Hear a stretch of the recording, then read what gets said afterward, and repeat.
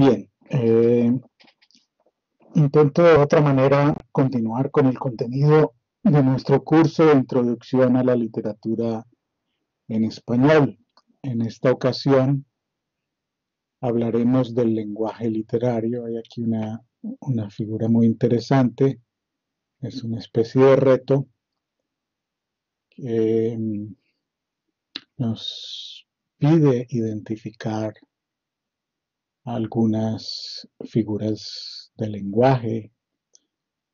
Puedo ver, por ejemplo, aquí el reloj con alas, el tiempo vuela, o patear el balde, también, que es una referencia a la muerte. En fin, habría que identificar otras figuras del lenguaje. El contenido de la explicación más detallada de este tema está en las páginas 152 a 158 de nuestro libro de texto. Bien, miremos en términos generales qué son estos elementos, estas maneras de expresar el lenguaje literario. Está dividido en el libro en dos grandes secciones. La sección A la llama figuras retóricas o estilísticas, y la sección B, en términos generales, los llama tropos, figuras de sentido figurado, viene del griego, que representa o que significa cambio, vuelta, rodeo, suplantación, etc. Entonces, vamos a empezar con las figuras retóricas y estilísticas, que a su vez están divididas en dos tipos de figuras. Las figuras de pensamiento, donde básicamente hay un proceso mental a través del cual las palabras nos llevan a entender algo, y las figuras del lenguaje, donde se está usando más con las palabras, con el sonido, con las letras de las palabras, por decirlo de algún modo, las palabras como tales. No es tanto que haya un proceso mental, sino más bien un juego con las palabras. Miremos entonces, empecemos por las figuras de pensamiento, las figuras que son parte de las figuras retóricas. Y allí también hay una subdivisión. Tenemos figuras patéticas, y más adelante veremos figuras lógicas y figuras oblicuas o intencionales. Las figuras patéticas, a veces los nombres son extraños, pero si los podemos traducir será mucho más claro. Por ejemplo, la hipérbole generalmente es una exageración, y hay muchos ejemplos de hipérbole y los usamos constantemente en el habla cotidiana. Eh, por ejemplo, cuando tú le dices a algún amigo o alguna amiga, te llamé 1000 veces. Obviamente no lo has llamado 1000 veces. Es una exageración, pero el propósito es claro, es crear un impacto en la persona que está recibiendo el mensaje. O tengo tanta hambre que me comería un caballo. Obviamente nadie se comería un caballo, pero está utilizando una figura retórica que se llama hipérbole. La prosopopeya, que también se denomina personificación, también es un recurso muy común. Por ejemplo, creo que el libro tiene un ejemplo que dice: la guitarra llora.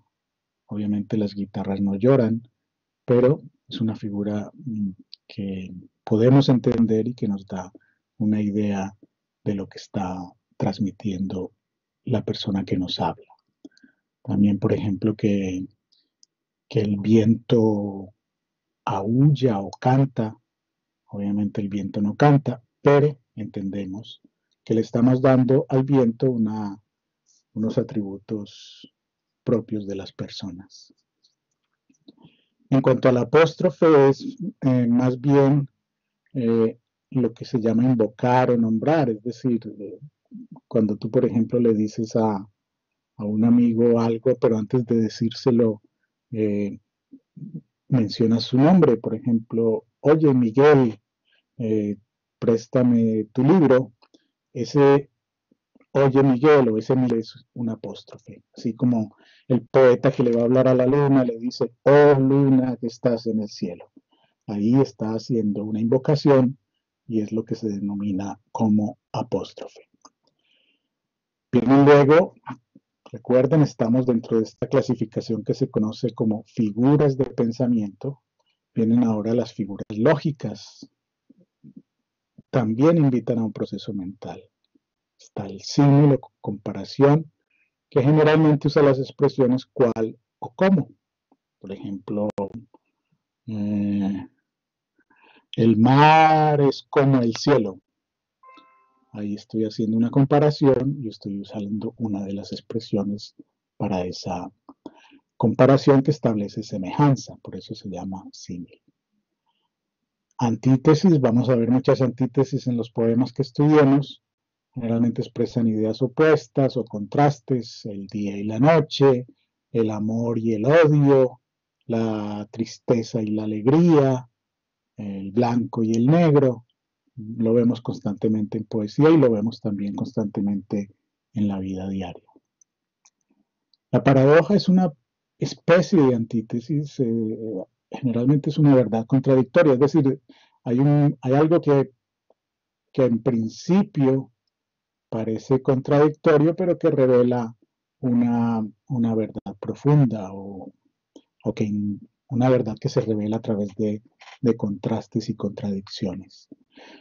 Un ejemplo, mientras más aprendo, más ignoro. Parecería falso que si una persona adquiere conocimiento, eh, es más ignorante, pero la verdad profunda que esto revela es que cuando alguien se dedica a estudiar y a reunir conocimiento, se hace mucho más consciente de todo lo que le falta por aprender. Por eso a veces se habla de la arrogancia del ignorante, porque el ignorante no sabe o no es consciente de todo lo que tiene por aprender. Pasamos a la sinestesia. En el caso de la sinestesia, entonces es un juego con los sentidos. Cuando decimos, por ejemplo, que la camisa tiene un color chillón, obviamente los colores no chillan o no hacen ruido, estamos mezclando la experiencia visual con la experiencia sonora. Eh, aquel sonido de la canción o la canción es dulce, estamos también mezclando porque el dulce pertenece al sentido del gusto, mientras que la canción pertenece al sentido del oído. Entonces estamos mezclando experiencias sensoriales. Bueno, y clímax lo vimos en las narraciones, es un punto en el cual el poema alcanza un momento culminante que el autor nos ha ido preparando para llegar a ese punto más elevado de su poema. Las figuras oblicuas o intencionales dan una vuelta para expresar lo mismo. Recordemos, por ejemplo, en La camisa de Margarita, en lugar de decirnos que Luis venía de Madrid, el narrador nos dijo que venía de la villa del Oso y del Madroño. Es decir, no nombra las cosas directamente, pero el lector generalmente entiende. Si yo hablo del astro rey, muchas personas van a entender que estoy hablando del sol. Si hablo de la ciudad de las colinas, muchas personas van a entender que hablo de Oneonta. Bueno, dicen los sonidos al fondo. Estamos todos entrando en este mundo de la tecnología. Pasamos ahora a las figuras retóricas o estilísticas. Ya habíamos visto estamos todavía dentro de las figuras retóricas o estilísticas. Ya habíamos hablado de las figuras de pensamiento, ahora vamos a las figuras del lenguaje. Y hay bastantes. Está el epíteto, que es generalmente un adjetivo que no es necesario, que revela una cualidad importante del personaje o del objeto. Si yo hablo de la Blanca Nieve, pues obviamente la nieve es blanca, pero ese énfasis es un epíteto. Se usaba en la poesía antigua, por ejemplo, si ustedes han leído la Ilíada o la Odisea, cada vez que Homero introducía un personaje le atribuía una condición, el astuto Ulises. Eh,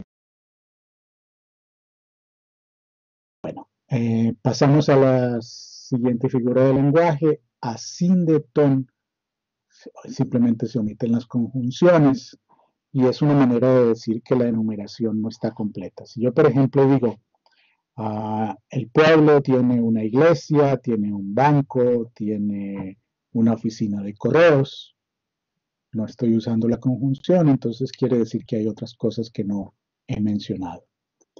Pero si agrego la conjunción, queda implícito que ya lo nombré todo lo que había. En mi nevera, a propósito de la cuarentena, tengo frutas, verduras y también algunas bebidas.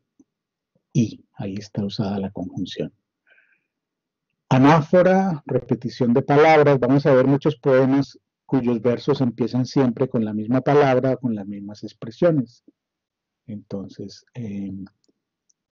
esa repetición al comienzo de cada verso o al comienzo de algunos versos se llama anáfora. Polisíndeton es uso de más conjunciones de las necesarias. Si en la asíndeton omitíamos las conjunciones, en la polisíndeton abusamos o la repetimos más de lo necesario. Entonces yo digo que en el pueblo hay una iglesia y hay un banco y hay una oficina de correos y hay una tienda. Entonces noten que estoy usando y más de lo necesario. La aliteración es repetición de letras o sonidos.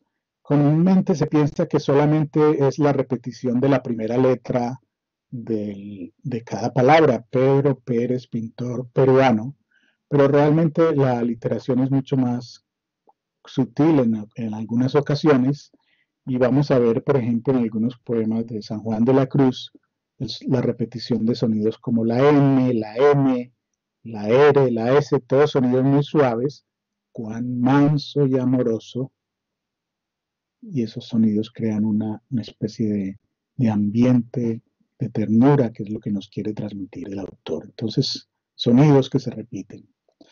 La onomatopeya, todos la conocemos, es esa palabra que designa un sonido. En inglés hay muchos, el click, el bang, el knock.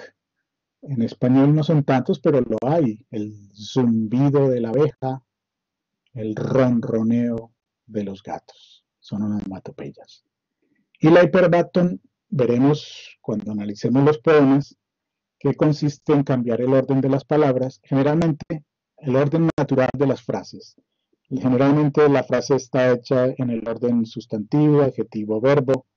Eh, el, el viento suave canta, pero la hiperbatón cambia el orden natural de la frase.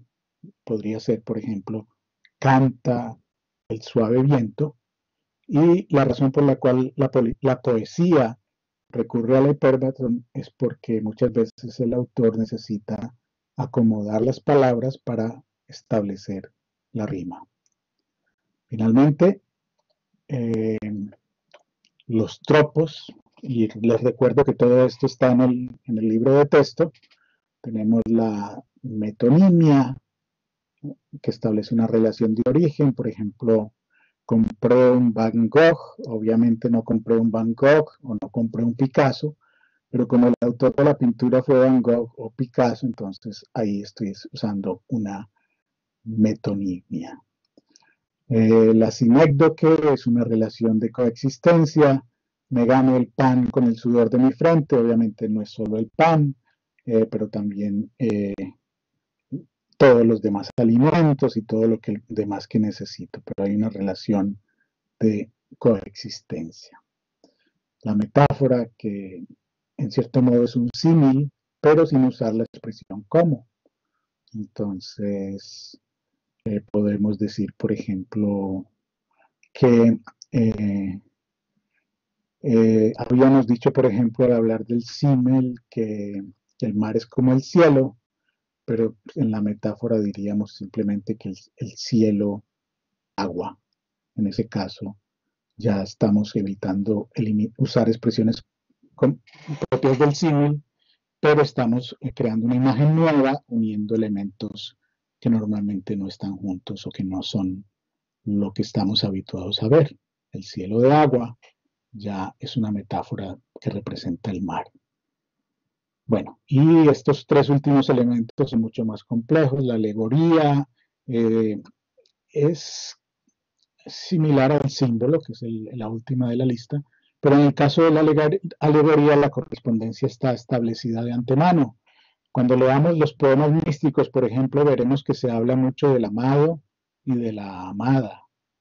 Y para quien lee poesía mística, es claro que el amado es Cristo y la amada es el alma de la persona que se unen en una especie de encuentro amoroso espiritual.